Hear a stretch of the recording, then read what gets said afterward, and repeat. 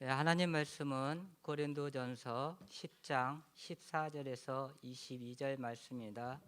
신학 274페이지네 제 거요. 고린도전서 10장 14절에서 22절 말씀입니다.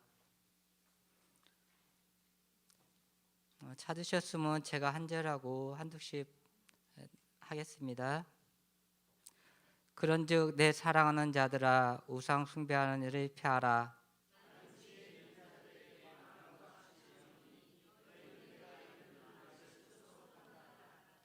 우리가 축복하는 바 축복의 자는 그리스도의 피에 참여함이 아니며 우리가 떼는 떡을 그리스도의 몸에 참여함이 아니냐.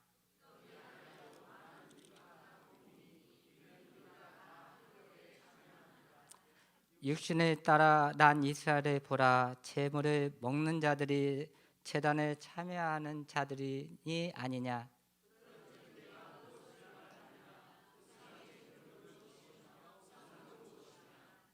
무릇 이방인 제사하는 것은 귀신에게 하는 것이요 하나님께 제사하는 것이 아니니 나는 너희가 귀신과 교제하는 자가 되기를 원하지 아니하노라.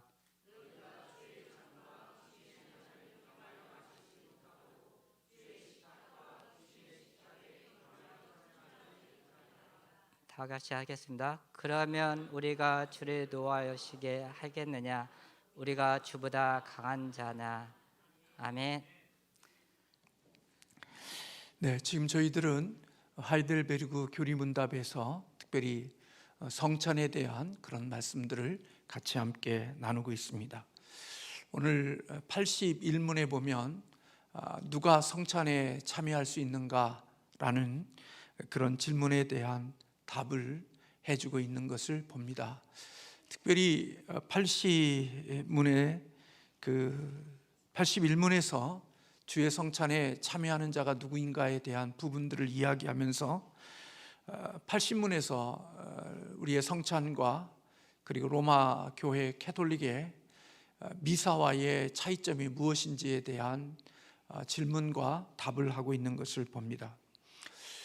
우리가 성찬을 이야기할 때 왜 미사에 대한 부분들을 묻고 있는지에 대해서 의구심을 갖게 되기도 하지만 그것은 참된 성찬과 거짓된 성찬의 차이를 분명히 아는 사람이 되어야 참된 성찬에 참여할 수가 있고 그 성찬의 의미를 발견할 수 있기 때문입니다.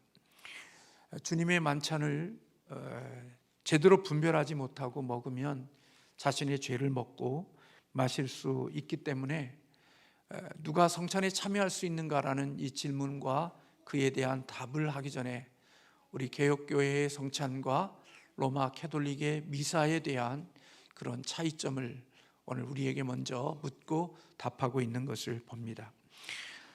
미사라는 이 단어는 라틴어로 해산이라는 그런 뜻을 갖고 있다고 합니다. 우리가 미사를 드릴 때 그것에 대한 이해를 하기 위해서는 초대교회 시대의 예배를 잘 이해해야 하는데요, 초대교회는 성찬식은 어떤 사람들만이 참여했냐면 정회원들만 이 성찬식에 참여했었고 이 정회원들만이 드리는 그러한 성찬식이기 때문에 정회원이 아닌 자들은 성찬식에 참여할 수가 없었다고 합니다. 그래서 세례를 받지 않는 사람들은 떠나고 세례를 받은 사람들만이 남아서 이 성찬식을 참여하고 성찬식을 거행했기 때문에 라틴어를 대부분 알지 못했던 그 당시의 사람들은 미사라는 이 말이 성찬식의 시작이라는 말로 이해를 했다고 합니다.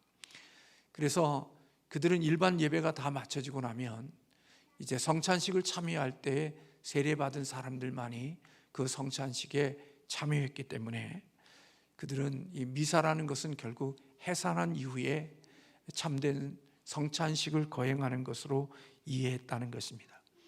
그래서 80문에는 그렇게 질문하고 답하고 있는 것을 봅니다.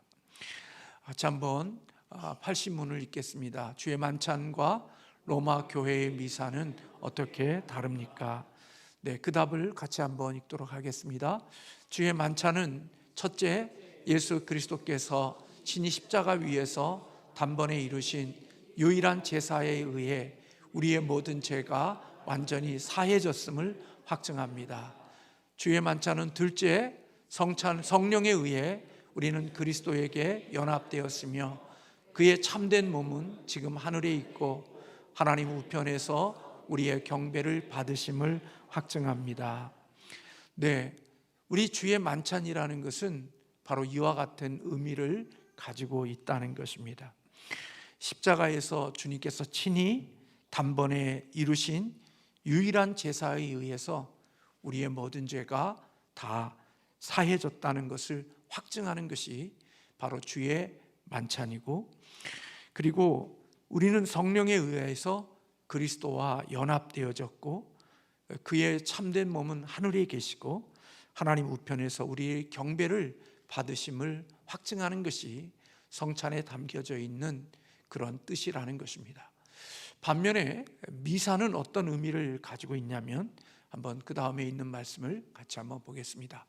그러나 미사는 첫째, 그리스도가 산자들이나 죽은 자들을 위하여 사제들에 의해 지금도 매일 드려지지 않으면 그리스도의 고난에 의해서는 그들이 죄사함을 받지 못한다고 가르칩니다.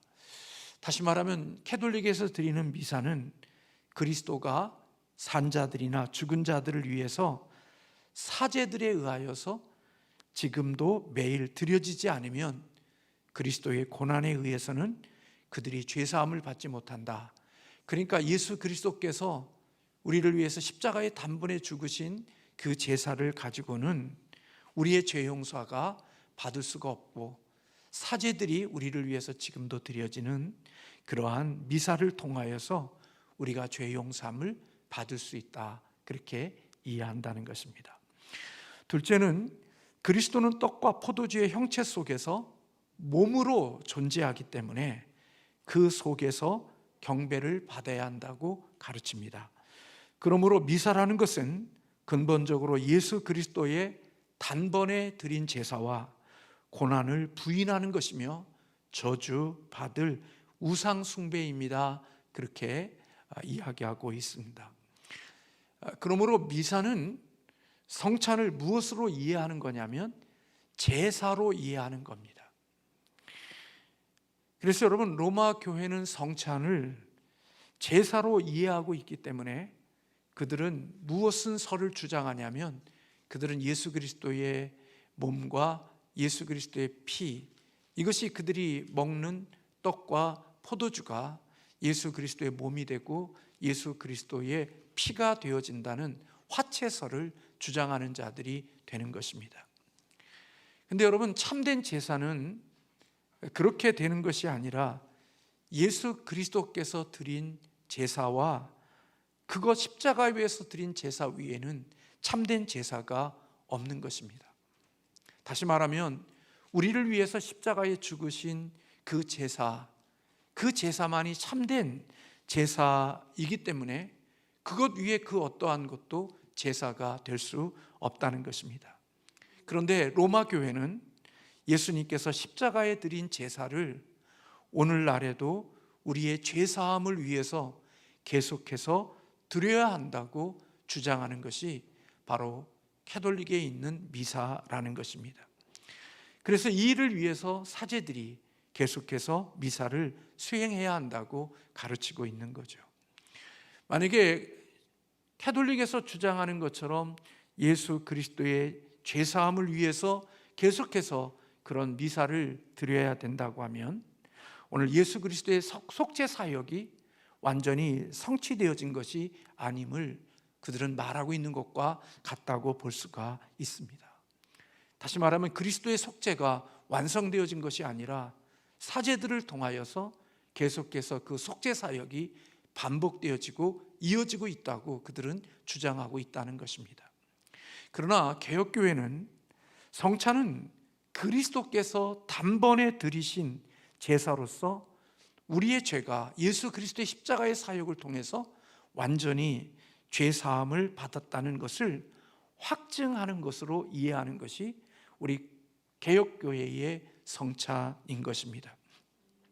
다시 말하면 성찬을 통해서 우리의 죄가 사해지거나 우리의 죄가 없어지는 것이 아니라 이미 그리스도께서 십자가에서 못 박혀 피 흘려 죽으실 때 우리의 모든 죄를 다 해결하시기 위하여 십자가에 죽으셨던 그 사건을 이제 우리가 성찬을 통하여서 확신하는 것, 그게 바로 개혁교회가 가지고 있는 주의 만찬이고 주의 성찬의 의미라는 것입니다. 그렇기 때문에 제사는 우리가 무엇을 드린다는 의미잖아요. 그러니까 캐톨릭은 지금도 여전히 뭔가 하나님 앞에 뭔가 제사를 드리지만 우리는 성찬식을 통하여 제사를 주께로 하나님께로 올려드린다는 의미가 아니라 우리는 주님께로부터 영적인 유익을 받아 먹는, 하나님의 영적인 유익을 얻는 그런 시간으로 성찬식을 이해하고 있다는 것입니다. 그렇기 때문에 로마 교회는 끊임없이 하나님께 제사를 반복해서 드리는 거죠.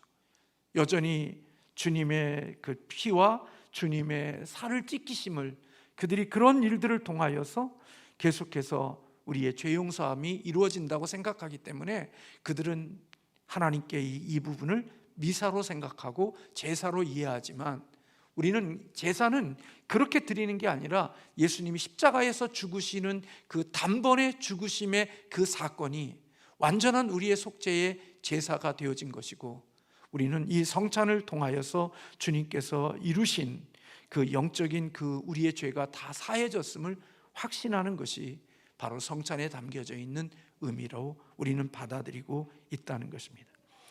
그렇기 때문에 미사는 그 성격상 우상 숭배가 되어지는 것이지요. 오늘 14절에 우리가 읽은 말씀 속에 그런즉 내 사랑하는 자들아 우상 숭배하는 일을 피하라.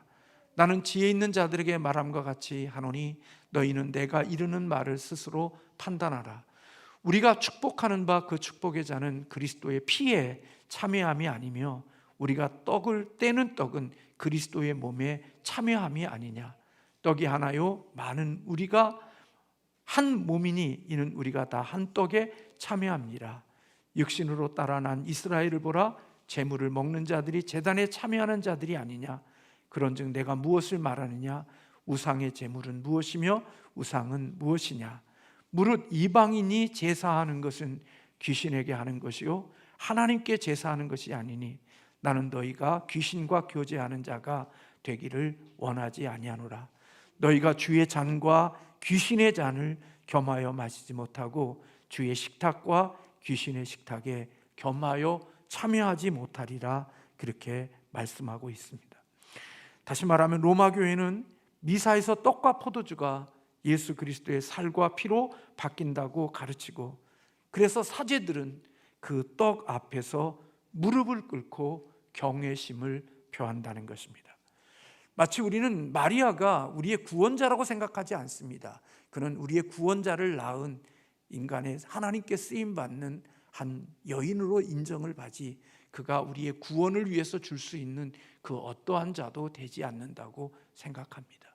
그러나 로마 교회에서는 마리아를 우리가 생각하는 것과 같은 그런 의미로 마리아를 이해하지 않습니다. 어떤 의미에서 보면 그들은 예수님보다도 마리아를 더 신뢰하고 마리아를 더욱더 의지하는 경향이 있습니다. 그래서 마리아의 승천설도 이야기하는 사람들도 있고, 여러분들이 성당에 가보면 그 성단의 입구 속에 보면 마리아의 상이 있고 그 상에 갇혀있는, 품에 안겨있는 작은 예수의 모습을 보면서 그들이 마치 예수님에게 뭔가를 하는 게 아니라 마리아에게 뭔가를 빌고 뭔가를 구하는 모습들을 볼 수가 있는 것입니다. 그래서 마치 떡과 포도주가 우리에게 뭔가 주님의 살과 주님의 피로 바뀐다고 믿기 때문에 그들은 떡 앞에서, 포도주 앞에서 무릎을 꿇어 경외함을 표하는 것인데, 그들은 결국 그런 행위가 그리스도를 숭배하는 것이라고 말하지만 실질적으로는 그들이 떡과 또 포도주 앞에서 절함으로 결국 그들이 하고 있는 행위들은 우상 숭배와 같은 일을 행하고 있는 것이라고 볼 수 있다는 것입니다. 그러므로 여러분, 예수님은 이 땅에 계시다고 말하지 않죠. 80문 다시 한번 읽어주시기, 답을 보시겠습니까? 성령에 의해 우리는 그리스도와 연합되었으며 그의 참된 몸은 지금 어디에 있고요? 하늘에 있고 하나님 우편에서 우리의 경배를 받으심을 확증합니다 그랬죠. 그러니까 예수 그리스도가 우리의 몸이 돼서 떡과 포도주를 먹을 때 예수님의 몸과 예수님의 살이 거기에 임하는 게 아니라는 것입니다. 그리스도는 이미 하늘에 계시고 그곳에서 우리의 경배를 받으시는 분이라는 것입니다. 만약에 그러므로 우리가 캐톨릭에서 하는 것처럼 떡 속에 있는 그리스도, 또 이러한 것들은 결국 예수 그리스도의 구속 사역과 그리고 승천 사역을 욕되게 하는 것이고 주님의 이루심을 폄하하는 것이 되어지기 때문에 그것은 온전한 것이 될 수 없다는 것입니다. 그래서 성찬과 미사가 이런 의미가 있기 때문에 이것을 잘 이해하지 않으면 우리가 성찬에 참여하는 것에 대한 오해가 있기 때문에 이 부분에 대해서 먼저 언급을 하고 81문에서 그렇다면 누가 성찬에 참여할 수 있는지에 대한 부분들을 묻고 답하고 있는 것을 봅니다. 81문 같이 한번 읽겠습니다. 누가 성찬에 참여할 수 있습니까? 네, 답을 봅시다. 자기의 죄 때문에 자신에 대한 참으로 슬퍼하는 사람, 그러나 그리스도의 고난과 죽음에 의해 자기의 죄가 사하여지고 남아있는 연약성도 가려졌음을 믿는 사람, 또한 자신의 믿음이 더욱 강하여지고 돌이킨 삶을 살기를 간절히 소원하는 사람이 참여할 것입니다. 그러나 외식하거나 회개하지 않는 사람이 참여하는 것은 자기가 받을 심판을 먹고 마시는 것입니다. 일반적으로 왕의 잔치는 누가 참여하나요? 네? 왕의 잔치는 누가 참석해요? 참석해요? 여러분들 청와대 대통령 취임식 하는 날 참석하셨어요? 초대 받았어요? 못 받았어요? 그것도 못 받아요? 저도 못 받았어요. 오라는 소리를 안 하더라고요. 가고 싶지도 않지만. 조금은 가보고 싶을 때도 있어요. 못 가요. 참석할 수가 없어요. 왕의 잔치는요, 잘난 사람들만이 가요. 대단한 사람들만이 가요. 근데 그 대단한 사람 등에 이상한 사람도 껴있더라고요. 보니까 다 잘난 사람만 가는 게 아니라 이상한 사람들도 그곳에 가 있는 것을 저는 늦게서야 알았어요. 아무튼 이 세상은 왕의 잔치는 잘난 사람들만 가요. 난 사람들만 간다고요. 근데 주의 만찬에 참여할 수 있는 것은 그렇게 잘난 사람들이 참여하는 것이 아니래요. 자신을 시험해보고 입증한 자, 주님의 몸을 확실히 이해하고 구별할 수 있는 자들만이 주의 만찬에 참여할 수 있다는 거예요. 자신의 죄 때문에 자신을 싫어하는 사람, 내가 죄인이기 때문에 내가 얼마나 하나님 앞에서 흠이 많고 얼마나 부족함이 많은 사람인지를 아는 사람, 그런 사람들이 주의 성찬에 참여할 수 있다는 거예요. 자신을 의롭다고 여기거나 자신을 자랑스럽게 여기는 사람은 주의 성찬에 참여할 수가 없다는 거예요. 나는 괜찮은 사람이야. 나는 선한 사람이야. 나는 착한 사람이야. 나는 도덕적으로 완벽한 사람이야. 그런 사람들은 주의 성찬에 참여할 수가 없고, 나는 죄인이고 나는 부족한 사람이고 나는 허물이 많은 사람이라는 것을 인정하는 사람들만이 주의 만찬에 참여할 수 있다는 거예요.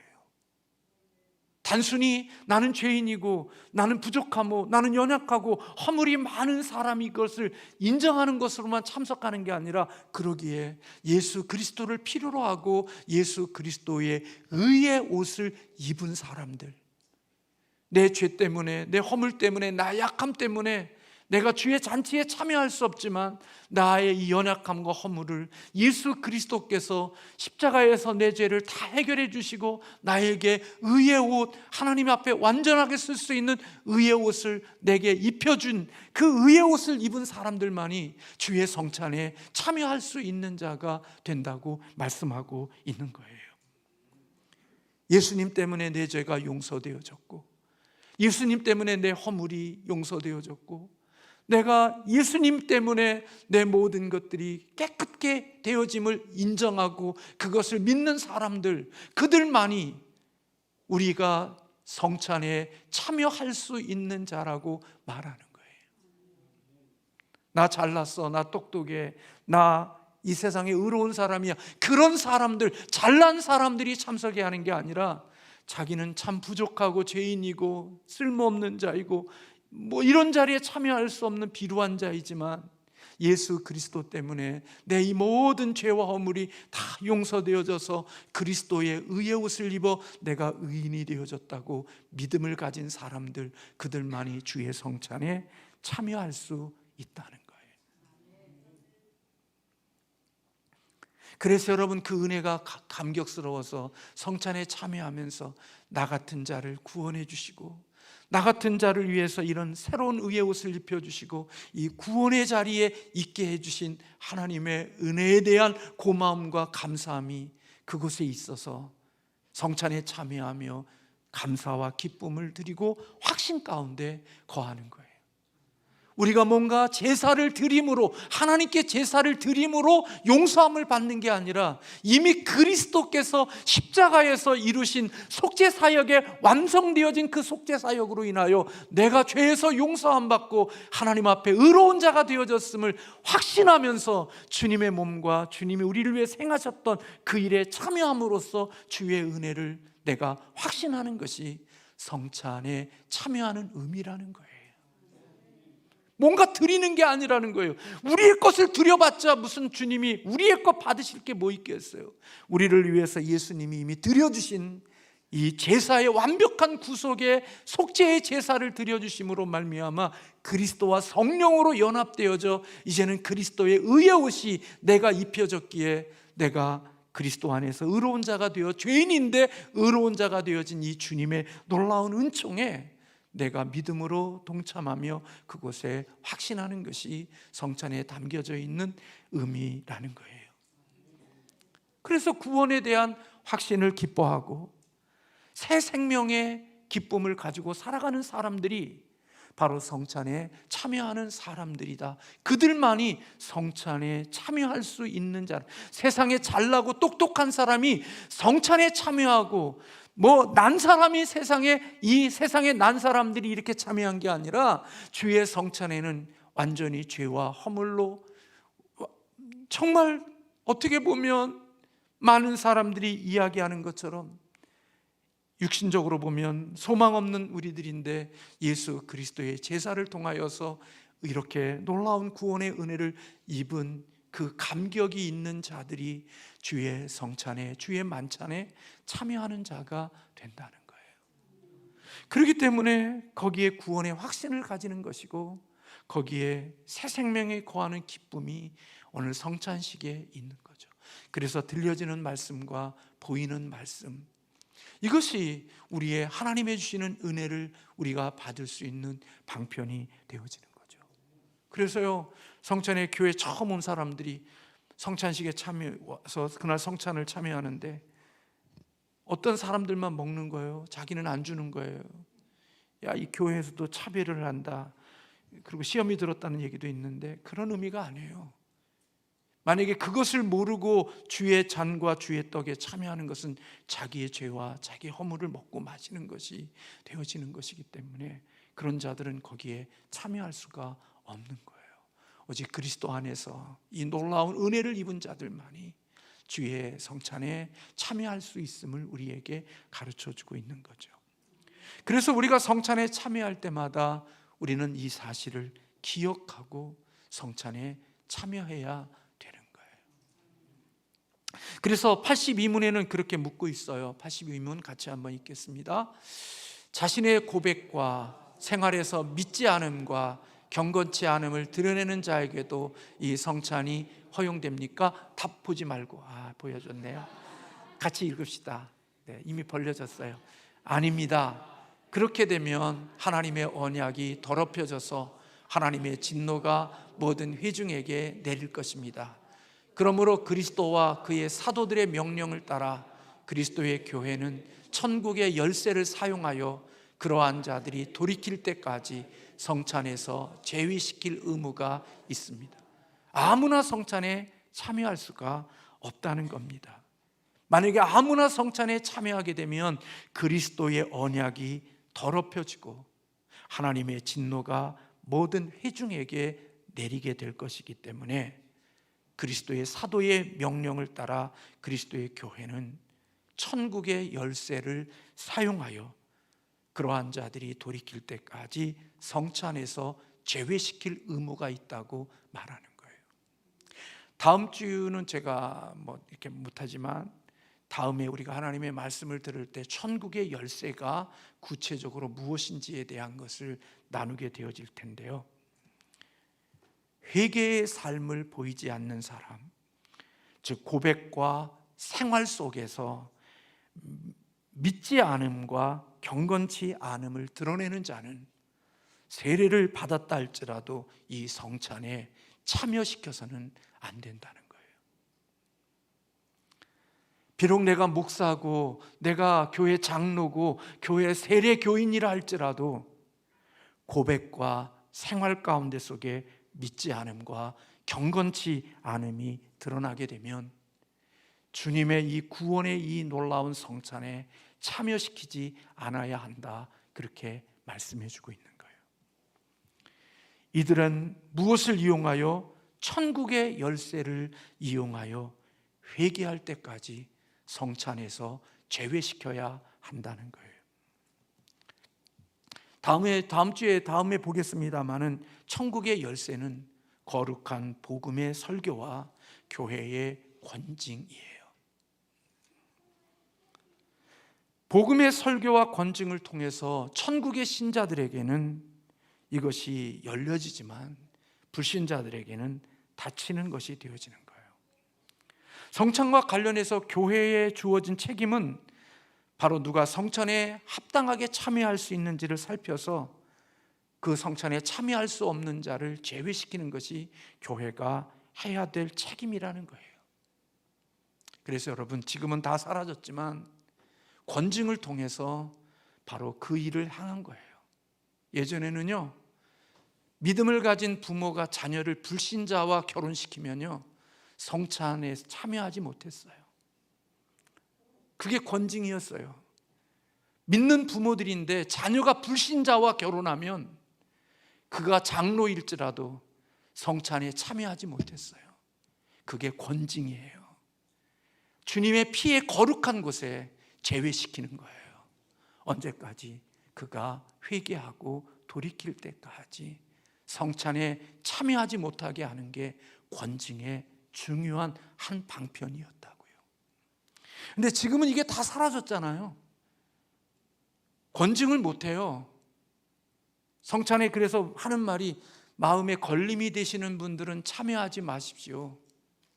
자기 죄와 허물을 먹고 마시는 거니까 주님의 이 거룩한 이 하나님 앞에서 내가 자신의 고백과 생활에서 믿지 않음과 경건치 않음을 내가 드러내고 살고 있으면 스스로 이 성찬 예식에 참여하지 말라고 목사들이 그 멘트를 주는 이유가, 그들은 권징을 받지 않았다 할지라도 그런 것을 참여함으로 먹고 마시면 자기 죄와 허물을 먹고 마시는 거니까 그런 것에 참여하지 말라고 이야기하는 거예요. 왜요? 권징하면 요즘은요 떠나거든요.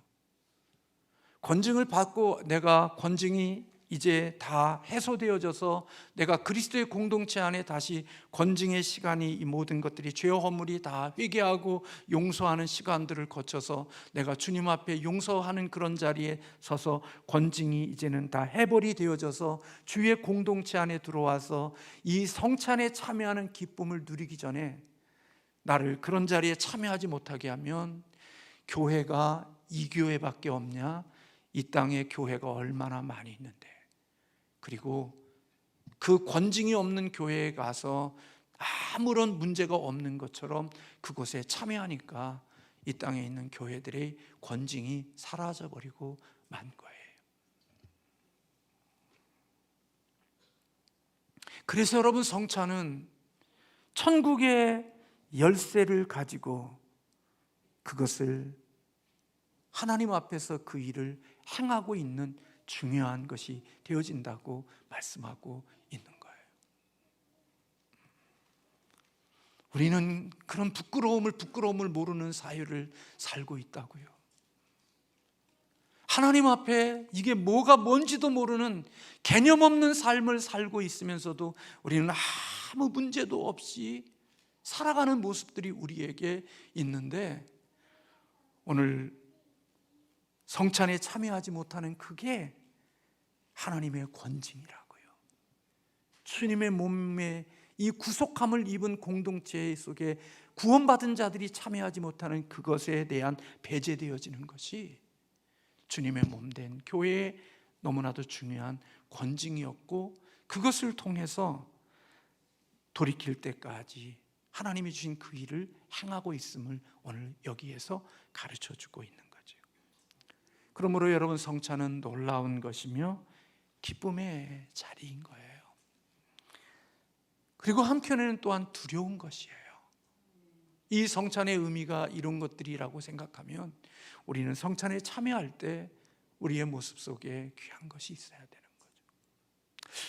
이번에 우리 교회 어느 교회 목사님 교회에 임직하면서 안수 집사님들 또 직분자들을 교육시키면서 긴 시간 동안을 소유리 문답, 하이델베르그 교리 문답, 그 문답을 금요일 또 주일, 그렇게 긴 시간 동안을 그걸 다 공부하고 스터디하고 임직식을 하더라고요. 저는 굉장히 의미 있다고 생각을 했어요. 그리고 우리 교회도 그렇게 해야 되겠구나 하는 생각이 들어요. 이게 얼마나 가치 있고 이게 얼마나 귀한 것인지를 모르니까 그것을 그냥 헌시창처럼 여기고 무슨 고물상에 갖다 팔아버릴 수 있는 것 정도로 생각하고 그것을 그렇게 여기는 것을 보면서 주님의 마음이 얼마나 아프실까 하는 생각이 담임 목사로서 든 적이 있어요. 그렇게 해서는 안 되거든요. 그건 하나님 앞에 너무나도 소중한 복을 놓치는 거 사는 거거든요. 하나님이 너무나도 귀한 복을 잃어버리는 거거든요. 제가 이번 주 금요일에 그런 말씀을 드렸습니다만, 우리가 이 땅에 살면서 주님 앞에서 우리가 살아가는 삶 속에서 하나님이 주시는 상급을 받을 수 있는, 칭찬을 받을 수 있는 기회가 하나님이 우리에게 주신 은사거든요. 그게 힘든 게 아니고요, 그게 고통스럽게 그런 게 아니고요, 우리를 불편하게 하는 게 아니라요, 하나님이 우리에게 은사를 주시고 구원받은 자들에게 주를 위하여 일할 수 있는 재능을 주신 것은요, 하나님이 칭찬받을 수 있는 기회와 주님으로부터 상급받을 수 있는 기회를 하나님이 주신 거라고요. 찬양대가 찬양하는 것, 반주하는 것, 우리가 무엇을 섬기는 것, 여러분, 그것은 힘들고 어려운 일일 수 있지만 그 하나님이 우리에게 상급을 주실 수 있고 우리를 칭찬해 주실 때 내가 없는 거, 내가 가지지 못한 거, 할 수 없는 것으로 주님으로부터 칭찬받을 방법이 없어요. 여러분이 회사에서 뭐 때문에 무엇으로 칭찬받으실 거예요? 무엇으로 인정받으실 거예요? 여러분이 가지고 있지도 않는 재능과 여러분에게 없는 능력으로 여러분이 인정받고 칭찬받고 진급할 수 있어요? 없어요. 칭찬받고 인정받고 진급하는 것은요, 내가 잘하는 것으로서 칭찬받고, 내가 잘하는 것으로 인정받고, 내가 남들보다 탁월한 것으로서 상급받는 거예요. 그래서 여러분, 5달란트와 2달란트 받은 자는 자기의 잘하는 것으로 성실하게 일했기 때문에 칭찬받은 거예요. 근데 1달란트 받은 자는 자기에게 주어진 것을 땅에 묻어놨잖아요. 아무것도 쓰지 않았잖아요. 활용하지 않았다고요. 그도 1달란트 받았지만 그가 5달란트와 2달란트 받은 자와 같이 그렇게 칭찬받을 수 있도록 착하고 충성되게 살았다면 1달란트 받은 종이지만 그도 5달란트와 2달란트 받은 종들의 칭찬의 차이가 한 단어도 없이 똑같은 칭찬을 주었던 것처럼 1달란트 받은 그 종도 똑같은 칭찬을 주님으로부터 받았을 거라고요. 근데 그거 안 쓴 거예요. 땅에다 묻어놓고 핑계한 거예요. 다시 말하면 저와 여러분에게 하나님이 은사를 주시고 남들에게 없는 재능을 주신 것은 하나님을 만났을 때 칭찬받게 하시기 위하여, 상급 주시기 위하여 하나님이 우리에게 주신 거라고요. 편하게 사는 것, 쉽게 사는 것, 그게 축복일 것 같지만 땅에 묻어두고 사는 자는 주님을 만났을 때 주님으로부터 칭찬받거나 상급받을 게 아무것도 없는 거예요. 악하고 게으른 종아, 어두운 곳에 가서 슬피 울며 이를 갈미 있으리라는 날이 분명히 있다고요. 그러니까 여러분, 주일에 반주하는 것, 남들이 가지고 있지 못한 것을 나만이 주신 하나님의 장점과 하나님의 주신 그 은혜가 있다면 그 은혜가 나를 상급받게 하시는 하나님의, 칭찬받게 하시는 하나님의 찬스고 기회인 줄로 믿고 그 기회를 놓치지 않는 사람이 지혜로운 사람이 되는 거예요. 그래서 여러분, 주의 일을 하며 기쁜 거예요. 왜요? 힘들고 어려운데 하나님께 칭찬받을 날을 바라보며 주님이 주실 상급을 바라보며 기쁨으로 그 일을 하는 거예요. 그게 구원받은 자에게 주시는 은혜인 거지요. 여러분, 성찬은 놀랍고 기쁨의 자리이기도 하지만 두려운 자리이기도 하는 거예요. 그래서 나중에 보겠습니다마는 그것 때문에 목숨을 잃어버린 사람들도 많다, 그런 말씀이 있는 거예요.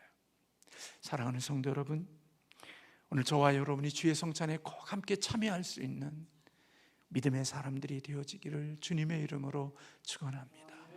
그 은혜의 기쁨을 누리고 살아갈 수 있는, 자신의 고백과 생활에서 믿음과 경건함을 드러내는 우리 모두가 되기를 주님의 이름으로 축원합니다. 기도하겠습니다.